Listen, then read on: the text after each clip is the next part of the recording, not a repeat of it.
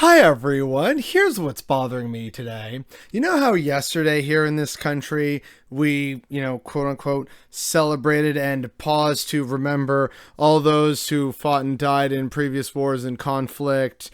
And, it all came from the horrors of World War I, but also the horror that was World War II and fighting against the Nazis and tyranny in Europe.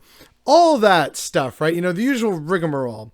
So, guess what we found out today? Apparently, there was a section of Alberta's education program that positively mentioned the Nazis. Now, before we get too hot and bothered by this, thankfully, they are removing it, but it's still pretty damning that it was in here for all this time. And I guess someone saw it again on November 11th and thought, this just ain't right.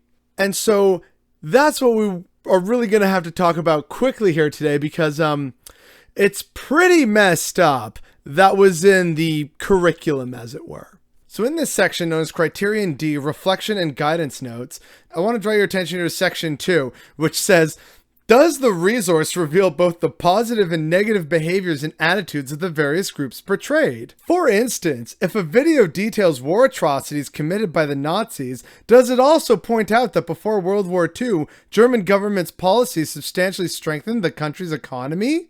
Like, their education curriculum was basically saying, well, the Nazis weren't all bad. I mean, they had a pretty good economy, right? Your daily reminder that it's called Alberta for a goddamn reason. And I wonder why Nazi Germany had such a booming economy before World War II.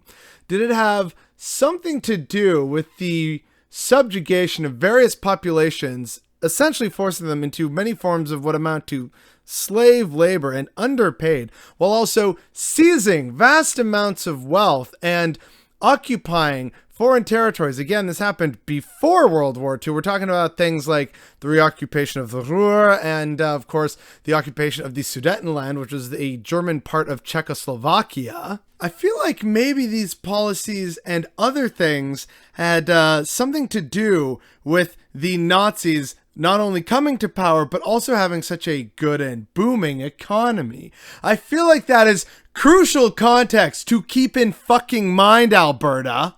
Look, yes, it's important we talk about how the Nazis committed numerous terrible, horrific war atrocities that are the subject of much horror and shame to this day. But, I mean, come on, look at the economy. It is so messed up. And again, what's kind of ridiculous about all this is that this came from a document known as the Guidelines for Recognizing Diversity and Promoting Respect. Because, the Nazis were all about that, right? This is sadly not parody. This isn't an article from the Beaverton. This is real life in a significant Canadian province, by the way, where people decided, again, a committee of people had to decide on this.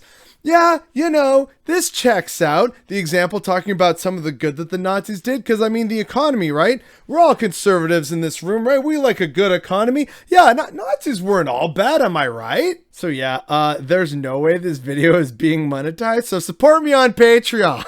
This is absolutely unreal, and yet it's happening in 2021, and literally the day after the Day of Remembrance, where we, pause to honor the many dead missing from numerous wars, including the war where we fought these scumbags that people in Alberta are trying to, create a both sides. Well, they did some good.